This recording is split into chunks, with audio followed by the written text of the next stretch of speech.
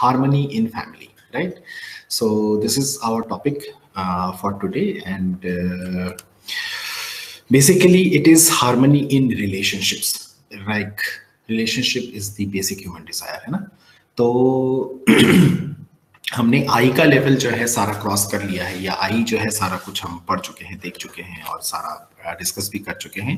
Now the next topic which is important for us is harmony in relationships. तो हम relationships को लेके कुछ मिथ या कुछ प्रॉब्लम्स को पहले समझने की कोशिश करते हैं.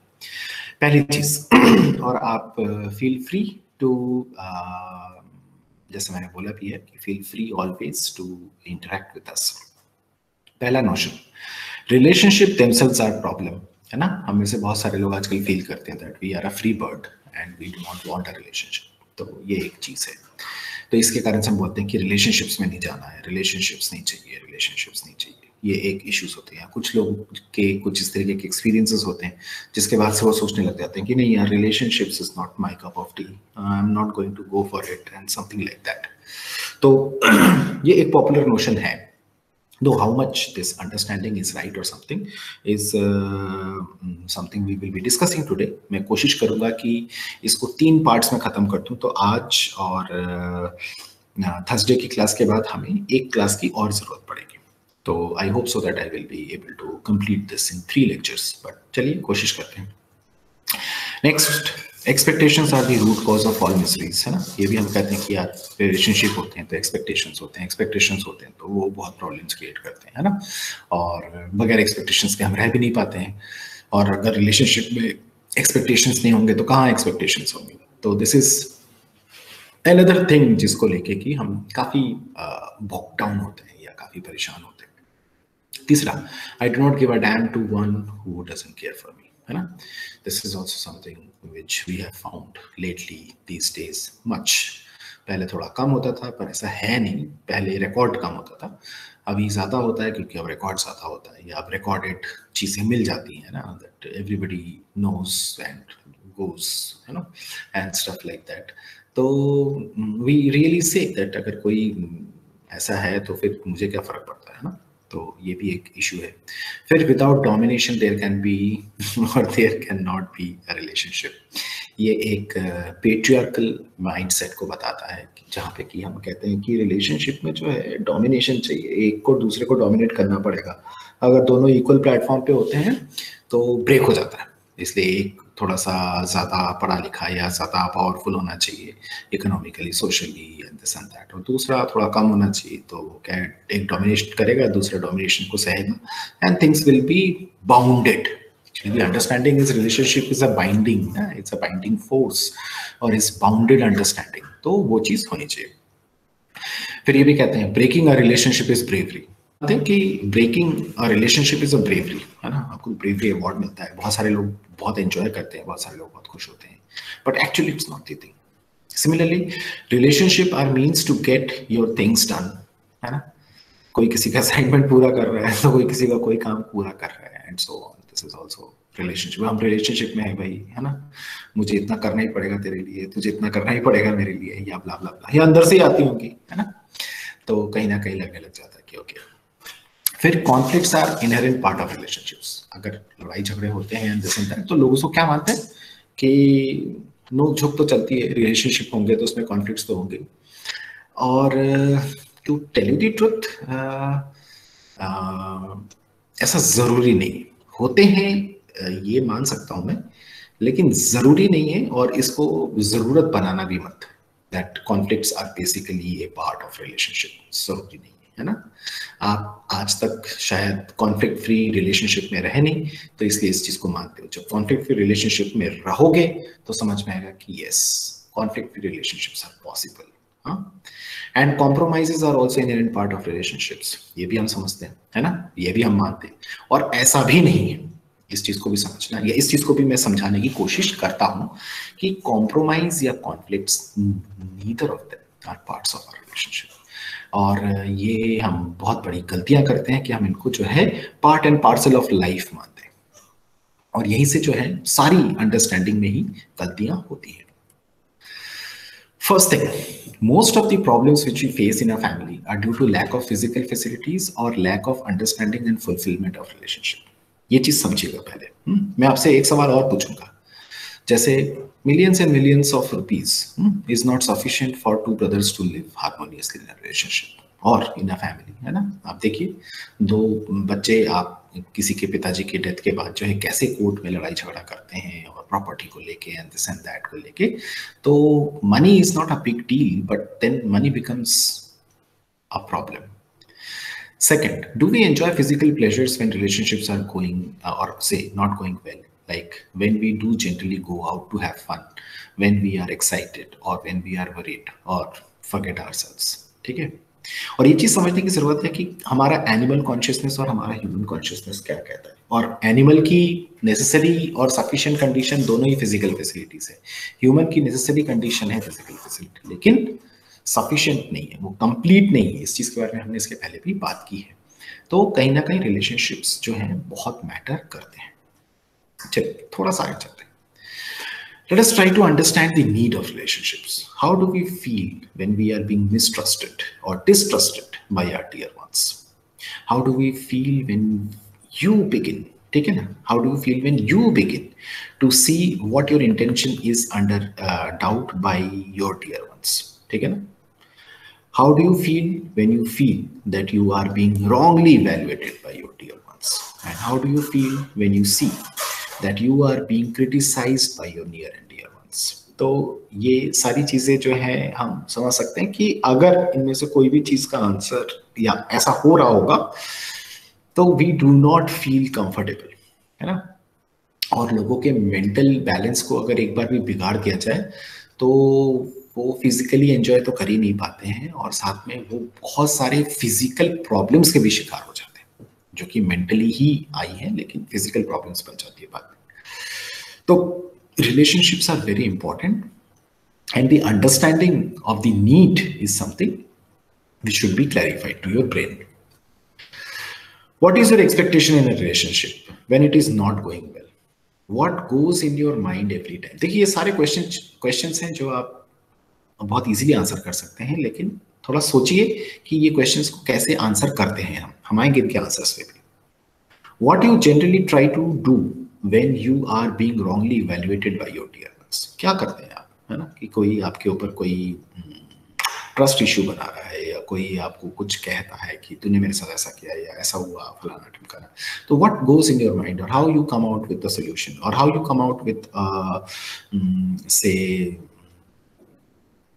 your explanation, and so what are your explanations? How do you feel when you mistrust somebody? यहाँ तक तो आपके साथ हो रहा था, जब आपके ऊपर होता है तो आप कैसा फील करते हो, है ना। आपके दिमाग में शक पैदा हो गया या आपके दिमाग में कोई ट्रस्ट इशू डेवलप हो गया या आपने कोई चीज देख ली और उसके बाद जो है आप उसको बोल नहीं पा रहे हो या आपको प्रॉब्लम हो रही है, and so on. How do you feel when you wrongly evaluate somebody? कभी कभार ऐसा भी होता है कि मैंने गलती से किसी के बारे में कुछ सोच लिया और उसके बाद जो है I start feeling a little bit of guilt, है ना। तो ये जो गिल्ट है इसको कैसे नॉर्मल करते हो? या ये जो कभी कभार हम किसी को कभी कुछ बगैर सोचे बगैर जाने या थोड़ा सा देख के और बहुत सारा सोच के कुछ बोल के आ जाते हैं, है ना, या कुछ करके आ जाते हैं और उसके बाद जब when we are proved wrong in our own eyes, तो हाउ डू यू फील और how you go for it? ये भी एक इम्पोर्टेंट क्वेश्चन है। You like to be in relationships or opposition with other people, है ना, ये भी एक क्वेश्चन है। आप देख ही सकते हो कि इसका आंसर बहुत सिंपल है कि आप किसी के साथ भी कॉन्फ्लिक्ट में नहीं रहना चाहोगे। आप यूजुअली और बहुत नॉर्मली जो है किसी के साथ एक हार्मोनियस रिलेशनशिप में रहना चाहोगे, है ना। तो ऑपोजिशंस में तो कभी भी कोई भी नहीं रहना चाहता कि I want that I should be fighting with No, I should not have good relationships with my neighbor, with my father, with my mother, brother, sister, or with my friends, with my family, other family members, relatives and all. ऐसा कुछ भी नहीं, है ना। तो हम हमेशा कोशिश करते हैं कि तो जब इन क्वेश्चंस के आंसर्स बहुत सिंपल हैं तो हम इनको क्यों नहीं ढूंढ पाते? Let us see. You also expect unconditional acceptance in any relationship, है ना। When you are going to have a relationship with somebody, तो आप हमेशा चाहते हो कि अनकंडीशनली मुझे कोई एक्सेप्ट करे, कंडीशनली एक्सेप्ट नहीं करे, है ना, कि मुझे ना इस कंडीशंस में एक्सेप्ट करे, बाकी कंडीशंस में एक्सेप्ट नहीं करे, अनकंडीशनली एक्सेप्ट करे. This is also very natural. You want other person to trust you and rightly evaluate you unconditionally.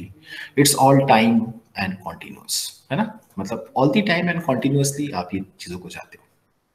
आप कभी भी नहीं कहते कि अच्छा कुछ देर तक मुझको ट्रस्ट करना, उसके बाद मुझे ट्रस्ट मत करना, कुछ देर तक मुझे ठीक से समझना, उसके बाद मत समझना. ऐसा नहीं चाहते ना, हम कॉन्टिन्यूस चाहते हैं चीज़. When you feel even a slight uncertainty in the acceptance, trust and respect, right evaluation, then you feel uncomfortable, है ना. कहीं पर भी, जैसे वो जो मैंने उस दिन बात बोली थी, वाइब्स अच्छे नहीं आ रहे, है ना, या आपको सामने वाले से वाइब्स ऐसा लग रहा है कि यार ये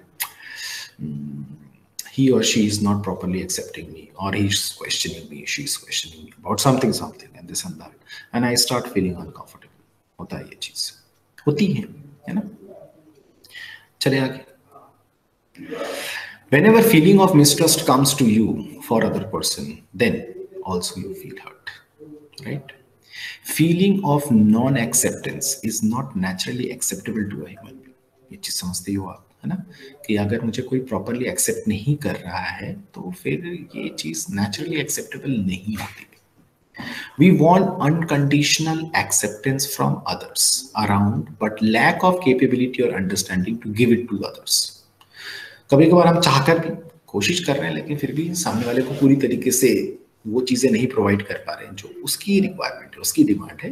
लेकिन ये जरूर चाहते हैं कि ये चीज तो कम से कम वो समझे, मतलब कि कहीं ना कहीं वो हर एक चीज समझे, हमारे हमको लेके, हमारी प्रॉब्लम्स को लेके, या हमारी इनकेपेबिलिटीज को लेके, ना, सारी चीजें.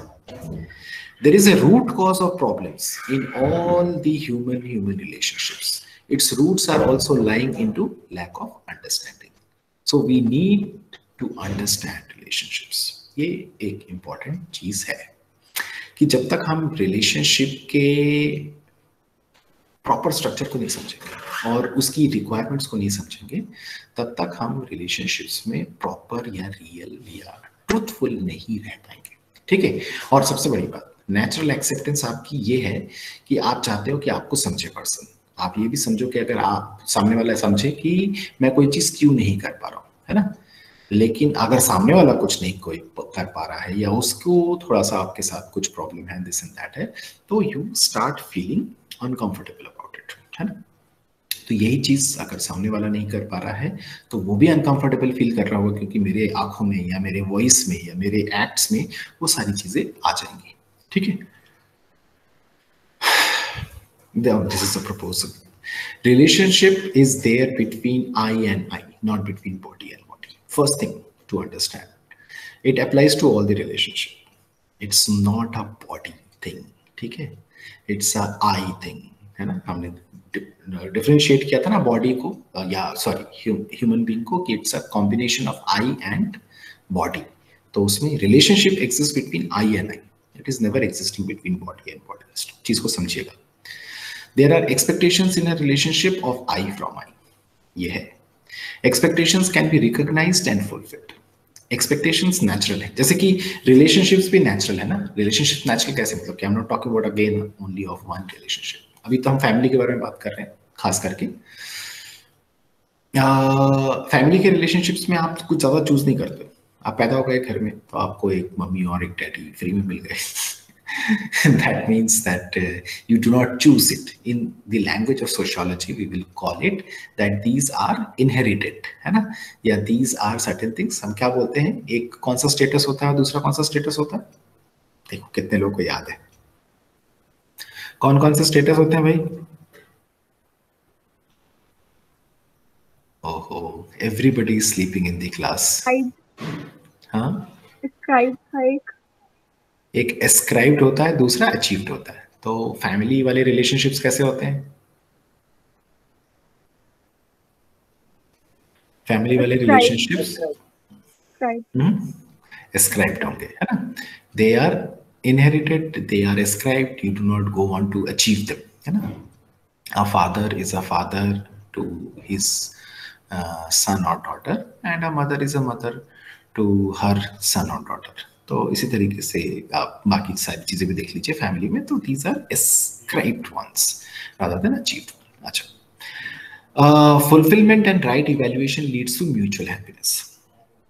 एक तो फुलफिलमेंट करना उन रिलेशनशिप की रिक्वायरमेंट्स को, और राइट इवैल्यूएशन करना कि किसकी क्या रिक्वायरमेंट है या किसको किस तरीके से आपको ट्रीट करना है, वो म्यूचुअल हैप्पीनेस अचीव कर पाएगा।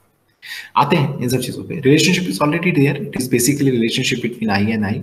आई always want to be in व्यवस्था, in harmony, otherwise there is chaos और इट फील्स अनकंफर्टेबल। तो मैं अगर आपको ये बोलूं कि हर एक रिलेशनशिप जो है, हर एक रिलेशनशिप वो एस्क्राइब्ड ही है, कोई भी अचीवमेंट नहीं है। जैसे बहुत बार बहुत सारे लोगों को लगता है ना कि it's an achievement that I am moving out with somebody, या I have done such a great thing by moving out with somebody, और उसको अचीवमेंट की तरह लेते हैं। जैसे एक कॉन्सेप्ट होता है ट्रॉफी वाइफ का। जो ट्रॉफी वाइफ का कॉन्सेप्ट पता है आप में से किसी को? Anybody who knows trophy wife का concept? What is trophy wife? Trophy wife ही कहते हैं ना, मैं गलत तो नहीं कह रहा हूँ? व्हाट इज क्या क्या होता है? I mean, you would say that कि जो बड़ा ही रिच पर्सन हो गया जिनकी वाइफ सिर्फ like a trophy wife, young pretty person who is just there for show. बिल्कुल बिल्कुल बिल्कुल। तो नॉर्मली क्या करते हैं कि जिनके पास खूब पैसा होता है, मिलियनियर बिलियनियर लोग, they go on to marry somebody who is younger to him, as well as very beautiful and this and that and so on, and it's basically a show off, है ना? तो होता क्या है कि लोगों को नेचुरली ये लगता है कहीं ना कहीं अंदर ही, obviously it's wrong evaluation, it's not the right evaluation. The wrong evaluation is कि if they are having somebody like that, तो लोग विल बी लाइक astonished कि देखो आप, है ना, and so on, and people usually go on to move out with somebody. आप थोड़ा सा देखिएगा कभी रिलेशनशिप के चीज़ों को आसपास भी, कि people take it as a credit that they are in a relationship with somebody, है ना? मतलब कि इसमें क्रेडिट क्या है। और मैं आपको अगर एक बात बोलूं कि it is there, you just need to recognise it. Relationships are always there. मतलब ये ऐसी वाली बात नहीं कि you have to be in से क्या कहते हो आप लोग, in a consanguineal relationship with somebody, है ना, या in a marital relationship with somebody. Relationship between a human being and a human being is always there. आपको उस चीज को रिकॉग्नाइज करने की जरूरत है। वो अलग है कि आप उसको नेम करते हैं किसी और तरीके से, क्योंकि वो आपकी एक सर्टेन टाइप ऑफ स्टेटस या रिक्वायरमेंट है। बट हम जिस रिलेशनशिप के बारे में बात कर रहे हैं ना, वो relationship is not like usually that understanding of being in a relationship like से of a boyfriend girlfriend or of a spouse and this and that. Relationship precisely means any damn relationship on earth, और जिसमें family अगर suppose associated है, वो तो आज हम बात कर ही रहे हैं, पर अगर फैमिली नहीं है तो भी a mutual trust and respect between two individuals is a relationship, और ये चीज होनी ही चाहिए। डिस्ट्रस्ट या डिसरिस्पेक्ट कभी भी नहीं होना चाहिए, लेकिन हम रिस्पेक्ट और अंडरस्टैंडिंग और ट्रस्ट डेवलप ही नहीं कर पा रहे होते, और ये प्रॉब्लम करता है। तो ऐसी कुछ चीजों को जो है थोड़ा सा समझना जरूरी है। And harmony in relationship is justice. Justice की इन लोगों ने डेफिनेशन भी दी है। Justice is the recognition of values, the definite feelings in relationship, their fulfilment, the right evaluation of the fulfillment resulting in mutual happiness, जिसको ये कहते हैं उभय तृप्ति। तो हम इन चीज़ों पे आएंगे। हम ऐसे 9 बहुत इंपॉर्टेंट एस्पेक्ट्स और इश्यूज को डिस्कस भी करेंगे से विद इन सम टाइम। चलिए, relationship is not something we can make और ब्रेक, इट्स ऑलवेज देयर, जैसे मैंने आपको बोला। We can only ensure its recognition and fulfilment. As we see it today, most relations are seen as body-to-body expectations and are also seen from body-to-body and in terms of physical facilities. The body-to-body is not only like that, it's a sexual relationship. Body-to-body precisely means that you understand a relationship like physical facilities. So, existence of I is not known, thus its expectations, needs, etc. are also not known. हम में से बहुत सारे लोग ये समझ ही नहीं पाते हमें चाहिए क्या। और हमें सामने वाले से भी क्या चाहिए, है ना। कभी कभार आपने झल्लाते हुए लोगों को सुना होगा, ऐसा कहते हैं, अरे तुम चाहते क्या हो, है ना, ऐसा कहते हैं ना। तो ये जो तुम चाहते क्या हो, ये उसी चीज का अंडरस्टैंडिंग है कि मतलब what is it which you want. या कभी कभार कोई बहुत जो ब्रूटली ऑनेस्ट पर्सन होता है, वो दूसरे के सामने अगर नहीं भी कहे तो अपने आप को जरूर एक बार कहता है, कभी कभार चिल्लाता भी है बंद कमरों में, अरे मैं क्या चाहता हूँ या मुझे क्या चाहिए, है ना। ये भी एक सच्चाई है कि वो ये भी नहीं जानता है कभी कभार कि उसको क्या चाहिए, बिकॉज अगेन अंडरस्टैंडिंग, है ना। It's all about understanding. The understanding जब डेवलप होती है तो फिर वो सारी चीजें होती है। खैर, मैं अभी एग्जाम्पल पे नहीं जाता हूँ। There are feelings, expectations in a relationship. Understanding of these feelings within lead to happiness within. ये सारी चीजें क्लियर होनी चाहिए। Expression of these feelings with others lead to mutual happiness. These feelings can be understood and one can also draw others' attention towards it. देखिए, अगर सामने वाला नहीं समझ पा रहा है तो कोशिश करिए कि उसको समझाइए, और सबसे पहले आप खुद भी समझ लीजिए, क्योंकि अगर आप अपना पहला स्टेज समझ चुके हो, दैट मीन्स आपने अपने में संयम, है ना, और स्वास्थ्य इंश्योर कर लिया है, और आप जो है ये समझ गए हो कि आई, है ना, या this is basically I and body और उसकी रिक्वायरमेंट्स को, तो उसके बाद नेक्स्ट स्टेज में आप पहुंच पाते हो। इन्होंने 9 फीलिंग्स के बारे में बात की है। इनकी जो अंडरस्टैंडिंग है वो आपको मेरे ख्याल से काफी क्लियर हो जाएगी। Glory, gratitude, love, care, guidance, reverence, trust, respect and affection. इनमें जो सबसे बड़ा है ना, या मेरे ख्याल से जो फाउंडेशनल रिलेशनशिप्स हैं वो ट्रस्ट और रिस्पेक्ट है। ठीक है, इनकी हिंदी भी है, मैं आपको हिंदी भी बता देता हूँ लगे हाथों, और हो सकता है कि कोई बार हिंदी से जो है ज्यादा क्लोज पहुंचता है हमारा मीनिंग। ट्रस्ट इज विश्वास, रिस्पेक्ट इज सम्मान, अफेक्शन इज स्नेह, केयर इज ममता, गाइडेंस इज वात्सल्य, रेवरेंस इज श्रद्धा, ग्लोरी इज गौरव, ग्रैटिट्यूड इज कृतज्ञता एंड लव इज प्रेम। तो ये 9 रिलेशनशिप्स हैं, या 9 फीलिंग्स हैं इन ए रिलेशनशिप। हर रिलेशनशिप में इन सब की जरूरत तो नहीं पड़ती है, लेकिन बहुतों में जरूरत पड़ती है। और इनकी जो फाउंडेशनल चीजें हैं ये ट्रस्ट और रिस्पेक्ट है। ट्रस्ट और रिस्पेक्ट जब होता है तो आप देखोगे कि हर एक चीज सही चलेगी, और इनमें से कोई भी चीज में डामाडोल होगा तो नहीं चलेगा। और मैं as 40+ will like to tell you guys as 20+ that does not matter how much you are in love with somebody, try to respect that person as well, क्योंकि जब तक आप रिस्पेक्ट नहीं करोगे ये तब तक वो कोई भी चीज जो है खराब हो सकती है, ठीक है ना। लेकिन रिस्पेक्ट रखोगे तो खराब होती हुई चीज को भी संभाल पाओगे, ठीक है। और ये बहुत सारे एक्सपीरियंसेस से मैं आपको बता सकता हूं कि जहां रिस्पेक्ट नहीं था तो वहां चीजें स्टे बैक नहीं कर पाई, और जहां रिस्पेक्ट था तो irrespective of the fact that you went through very harsh and turbulent times, but you can withhold. और ये चीज हम सबके लिए जो है सोचना और समझना दोनों ही बहुत जरूरी होता है। तो इसलिए इट इज इंपॉर्टेंट कि आप और कुछ हो ना हो, लेकिन ट्रस्ट और रिस्पेक्ट दोनों ही जो है रखना। Trust is the foundational value. Is trust naturally acceptable to you? Yes. Does trust lead to mutual happiness? Yes. Does trust lead to fearlessness? Yes. You expect others to trust you? बताओ, इसका answer भी yes ही है।